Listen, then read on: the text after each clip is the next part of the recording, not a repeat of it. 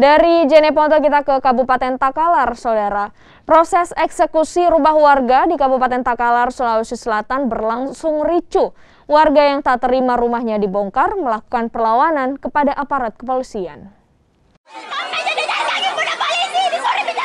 Warga yang menolak rumahnya dibongkar dengan menggunakan alat berat terus melakukan perlawanan hingga terlibat saling dorong. Untuk membubarkan aksi warga, polisi terpaksa melepaskan tembakan gas air mata.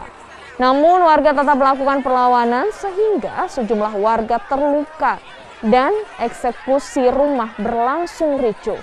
Menurut warga, pihak penggugat merupakan warga pendatang yang tinggal di lokasi tersebut lantaran rumah di daerah asalnya terkena abrasi. Namun penggugat kemudian membuat surat di lokasi tersebut hingga berujung ke pengadilan. Sementara itu, menurut jurusita pengadilan, kasus sengketa ini sudah berjalan sejak tahun 2017 lalu. Almarhum Karajang dan Roa sudah di sini ini. Nah, umur saya sampai kurang lebih 60 tahun. 60 tahun ya? Iya.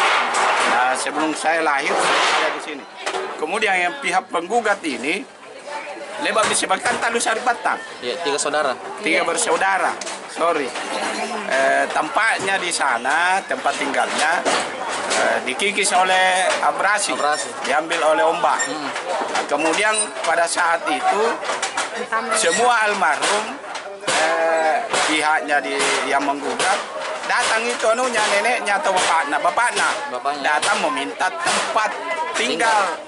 Maka bagaimanapun kalau bersaudara, maka dia diberi belakang. Masuk kepala desa berubah pikiran. Itu yang menggugat ini Haji Narang. Berubah pikiran untuk membuatkan surat-surat. Eksekusi ini dilakukan atas dasar permohonan dari pemohon eksekusi melalui kuasa hukumnya, yaitu Samsuardi dan kawan-kawan.